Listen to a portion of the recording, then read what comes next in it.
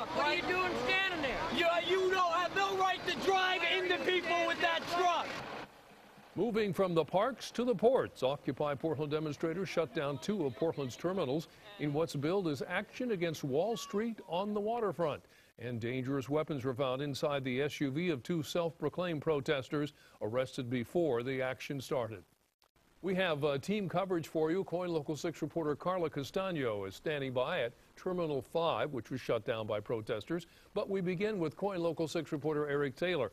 He's also in North Portland at Terminal 6. Eric, this all started, what, about 6 hours ago? That's right, Mike. Around 6:30 this morning, the demonstrators walked up, went right in front of the intersection and right in front of the gate and started the block. They made it look easy, but it's sure making it hard on everyone else. The first wave of protesters met at Kelly Point Park early this morning, just about a quarter-mile away. From there, they started marching. Occupy! When they got to Terminal 6, they set up shop, and not a big rig has passed since. Together, we have shut down commerce at the Port of Portland for the 1%.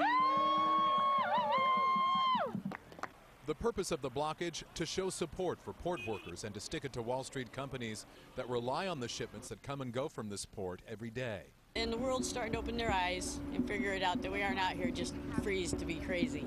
We're out here to prove a point. And the point was proven many times over with trucks that were stuck and port operations that are virtually at a standstill.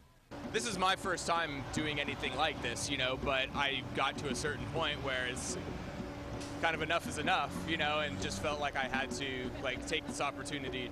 An opportunity demonstrators are making the most of. Back here live in North Portland, it's estimated that 200 longshoremen are not at work due to this blockage. Then there are the hundreds of drivers like that one you just saw who now have to scramble. This terminal alone gets 700 trucks a day.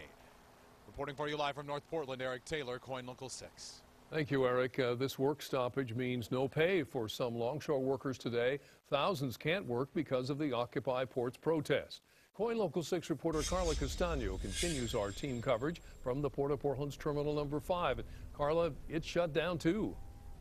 Yeah, Terminal 5 is completely shut down here, Mike. There are about 100 protesters who are here right now. Now, here at Terminal 5, there are 2 companies that lease out of here, and their efforts now halted due to these protesters. What are you doing standing there? You don't have no right to drive into people with that truck. At Terminal 5, a major backup. Protesters refused to let this truck driver pass. He's accused of bumping this woman while trying to get through the crowd of hundreds of Occupy protesters. It's all right to drive into people with your truck. That's all right, but don't touch your truck. The protester was okay, and the truck eventually turned around. A major headache today at the Port of Portland. T6 is closed, it's open, it's closed, it's open. It's like no one really knows what's going on out here.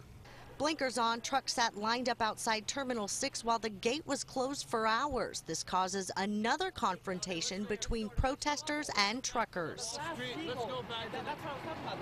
Pretty much means the loss of a day's pay. I may get paid some for sitting here, but if I don't make any deliveries, I don't get paid that much.